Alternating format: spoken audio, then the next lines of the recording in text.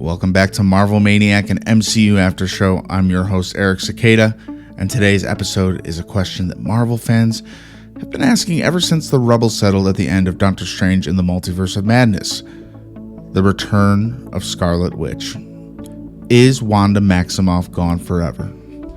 Or is one of the most powerful characters in the Marvel Cinematic Universe to date simply waiting for the right moment to come back and change everything? Because when you look at Wanda's story in the MCU, one thing becomes clear. She may have the most tragic journey of any hero we've seen. And today we're going to look at all that and break it down a little bit and ask ourselves, is she worthy of a return?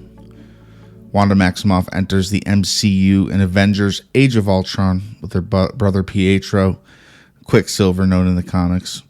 Right away, she isn't introduced as a hero. She's angry and she's traumatized. And she has a very good reason to be. Her parents were killed when a Stark Industries missile destroyed their home.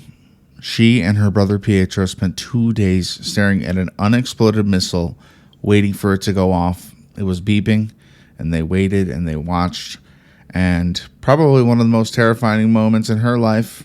It sounds pretty traumatic to me, thinking that you're about to get blown up at any second for 2 days straight. Just imagine living through that. That kind of trauma doesn't disappear. It shapes you. By the end of Age of Ultron, Wanda chooses to fight with the Avengers, but the cost is immediate. Pietro dies. Her brother, the one person who truly understood her, and that loss sets the tone for everything that comes next for Scarlet Witch, aka Wanda. I don't think she truly really even becomes the Scarlet Witch until later, but comic book fans at the time were like, Scarlet Witch is in the game now. And Pietro was like just as big of an introduction as Wanda's in Age of Ultron. So it was very honestly shocking to see him redeem himself and die. And that's all in the service of Wanda's character arc. But it is tragic because it's somewhat like other hero meetings we've had. We learned to like them across the movie. Then at the end, they finally join up with the heroes and save the world. But this time, we got all that except for the hero dies, leaving Wanda to grieve alone. Or so it seems. Then comes Vision, the story of love and loss. One of the most interesting relationships in the MCU. Didn't even really get that much time to breathe, but it felt so right in the moments that they were together on screen. Vision wasn't just someone that Wanda loved. He was someone who understood her power without fearing it. But Wanda's life has a pattern. Every time she finds something worth holding on to, it gets taken away. In Infinity War, we're just getting to kind of understand this romance between the two. They're kind of like on the run together, opposite sides in the movie Civil War. Wanda has to do the unthinkable in Infinity War. To protect humanity, she must destroy the Mind Stone directly in Vision's head. It's worst case scenario, must be done. Thanos is approaching. The heroes are holding him off the best that they could. The heroes don't even suggest her to do it. It's Vision that makes the decision, which might make it the tiniest bit easier for her. So she does what she has to. She sacrifices her feelings to be a hero and kill the love of her life and destroy the Mind Stone in the process. She does it. But one of the most painful sacrifices any hero makes in the MCU gets a reverse card, and Thanos rewinds time and kills Vision again right in front of her. Then Wanda gets snapped out of existence, and when she comes back in Endgame, the world has moved on without her. Vision is gone. Her brother's gone. Her entire life has collapsed.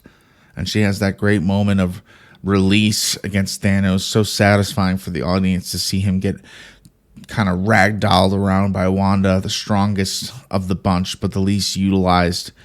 She's finally putting pain into Thanos that Thanos had caused her. And that just happened moments ago for her because she was snapped. So it felt like in one moment, Vision was lost. And then she sees Thanos again, not knowing the events of Endgame and all the 5 years that had happened. She is able to kind of use that raw power of just literally seconds ago watching Vision die twice. And then, you took everything from me. And I don't even know who you are, says Thanos. You will. That scene gives me the chills every time I watch Endgame, especially in retrospect. looking at Wanda's story all together through Multiverse of Madness. And in WandaVision, the trauma finally breaks her. Brings us right into the head of the Scarlet Witch. And I'll admit, I'm biased here because this is the very first show I ever covered on this podcast. That show wasn't just a Marvel story. It was a story about grief. Very rewatchable. Wanda doesn't wake up one day and decide to become a villain. She creates Westview because she's broken. She almost does it in her subconscious, like a version of crying, but with her powers. She creates a whole little world that fixes just about everything, so it seems. Simply comes down to she wants that life that was stolen from her. A home, a husband, a family. And for a brief moment, she gets it. Vision, Billy, Tommy, a perfect sitcom life. And it isn't real. But when Wanda realizes the harm she's causing, she lets it go. She releases the town, and she says goodbye to her children. Before that, defeating Agatha, who plays a decent part in what I am thinking is Wanda's comeback. Agatha all along. We'll jump back into that again. We did cover the whole show, but it is a companion piece to WandaVision that I think is super important. And I think it's leading into the return of the Scarlet Witch. It's the biggest clues are in there, leaving a door open for her to come. She says goodbye to Vision again. So, let's just think about this for a second. You lose your brother. You're trying to become a hero. Everything falls apart because of a civil war that you have nothing to do with or even really care about. Even after Civil War, they get together, they run away, they share probably some of the most intimate moments that completely inspire and turn into the biggest form of love that she could ever imagine. And the Vision is somehow receiving, even though he's not fully human, he feels the love, he feels her. And again, the ending of WandaVision kind of locks it all in. It's incredibly important because it leaves us with two versions of Wanda. The grieving woman sitting peacefully outside the cabin, and the Scarlet Witch studying the Darkhold, hearing her children call for help. This is one of those internally confusing post-credit scenes where you don't know exactly where this is going to go from here, and Multiverse of Madness is the one to pick that up. And that's where the story takes a darker turn. Wanda is no longer just grieving by Multiverse of Madness. She's corrupted. I'd like to compare her dark journey that we see a result of in Multiverse of Madness to Doctor Strange's transformation in his own movie, plus the time between then and Infinity War, all the time with Dormammu. I think there's an equal amount of time that Wanda spent with that Darkhold to become ultra powerful, the full version of the Scarlet Witch. And the Darkhold, it amplifies her pain.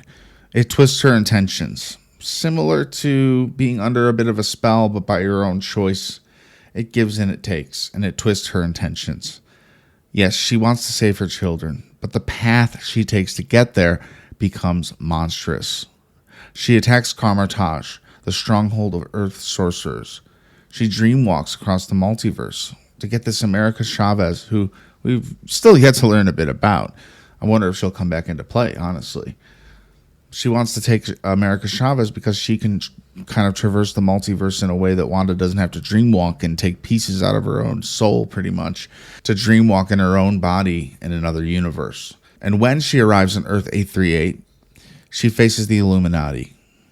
And they seem pretty awesome, I'll be honest with you. But they completely underestimate her, and they don't listen to Doctor Strange's warnings that Wanda is here. She's more powerful than you ever could have imagined. Reed Richards, Captain Carter, one of my favorites. So sad to see how she dies in that. Black Bolt, Professor X. One by one, the Scarlet Witch destroys them. Gruesomely, memorably. It's one of the most shocking power displays we've ever seen in the MCU, to be honest. And honestly, one of the most hurtful character betrayals, because something like this is not definitively something that's going to make her unredeemable, but it puts her in a different category after she attacked Kamar-Taj, took all those lives, and now she's taking these lives in other universes and destroying people's lives. It's turning her full villain. So that comeback arc that we want so badly, it needs to be huge, because we need to raise the question, was Wanda truly evil? Or was she just a hero, lost in grief and corrupted by dark magic?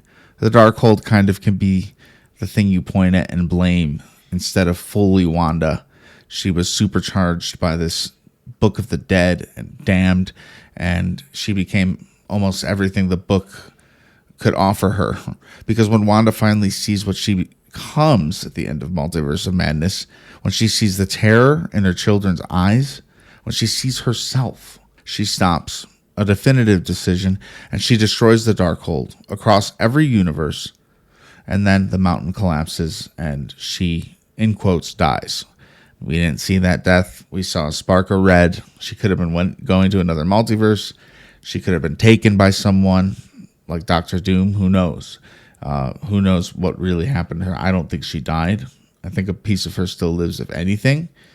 And there's a couple of things that I like to speculate, that she thinks she destroyed the Darkhold in every universe, but there's evil forces at play in all universes. And let's just say the evil Doctor Strange, for example, the three-eyed one we meet, even though he dies, there's probably other ones like him out there. And whoever has that Darkhold and starts to see it get destroyed by another universe, they could use Infinity Stones or other things. So there might be a few copies left, in my opinion. And I think that might be a big twist, because some character might hold it, like someone in the multiverse of, let's just say, 838, like maybe it's crazy Tom Cruise Iron Man, and he has the time stone, so he reverses everything and sees everything that happened, saves all the heroes, and they want vengeance because of the disturbance she caused and the incursion that is happening to them at that point. So the Darkhold is still, I think, a contender to be in play, but it's going to be a twist, because it'll be Wanda fighting the person who maybe even that universe version of her gets it and starts to become that version of Wanda who she saw, like she can't escape her fate type deal. I don't know. I'm very curious, and I hope something like that comes into play. But as for now, all we really know is the Darkhold is fully destroyed in every universe. So Wanda dies. But this is Marvel. And if there's one rule we know, it's this. If you don't see the body, the character probably isn't gone. Wanda Maximoff is one of the most powerful beings in the MCU. She destroyed every Darkhold across the multiverse. That alone suggests power on a level that rivals even the greatest cosmic forces. So the idea that she simply dies under a pile of rubble, it feels unlikely. More importantly, her story is not finished. If the Scarlet Witch returns, the real question isn't if, it's how. Because Wanda has crossed the line, like I was saying. The destruction of Earth 838, the attack on Carmitage, those actions carry consequences, which means her return likely won't be a simple hero comeback. It will be a redemption arc. A moment where Wanda chooses to use her power to save lives instead of chasing something she lost. Imagine a moment in Avengers Secret Wars or even Doomsday. Doomsday is so filled, though, I just have to imagine it might not happen in that movie. Might be set up, though. And reality itself could be completely collapsing. Incursions destroying entire universes. And in that moment, the Scarlet Witch returns. Not as a villain, not as a grieving mother, but as someone who finally understands her power and uses it to save millions, maybe even billions, maybe even entire universes. Because if anyone has the ability to reshape reality, it's Wanda Maximoff. And I wouldn't put it below Doom. Go to that moment where she destroys herself, a Nexus being, and take her and try and get her on his side, convince her she needs redemption, and they work together to try and stop the incursions. Yes, I do think Dr. Doom will be somewhat of an anti-hero, and I think no better sidekick will be Wanda Maximoff. That would be a really cool return. And maybe when she realizes, again, Doom is doing too far many things to be in control, she might just use her powers against him as well. There's also another possibility. Marvel is slowly moving toward the mutant saga. It's not guaranteed that's what it's called, but it's speculated highly. And if not that, it'd be the X-Men saga, which I won't like because I kind of want to see the Avengers and other heroes have their day, not just mutants, but it's going to be mutant-centric. The Scarlet Witch has always been tied to that world in the comics. So it's possible that Wanda's story continues there. Maybe her possible return in Secret Wars is only the beginning. Maybe she becomes a bridge between the Avengers and the X-Men. So many possibilities. And I'm not going to speculate too much. We'll probably have time to make more Wanda speculations in future episodes, but it is lingering in my mind today. And one thing is certain. Scarlet Witch is too powerful, too important, and too tragic of a character to disappear forever. And like I said in Agatha All Along, we are introduced to her actual kids that are created by her in WandaVision. And I'd recommend you watch that. I won't spoil it for now, but there is an arc building towards her return in one way or another through that show. And it seems inevitable, honestly, after you watch that show. Great show. Wanda's story began with loss, and it spiraled into darkness. But the best Marvel stories are the ones about redemption. Look at Loki. He did some pretty horrible stuff in New York. If Wanda Maximoff returns, it might be the moment that she finally becomes the hero that she was always meant to be.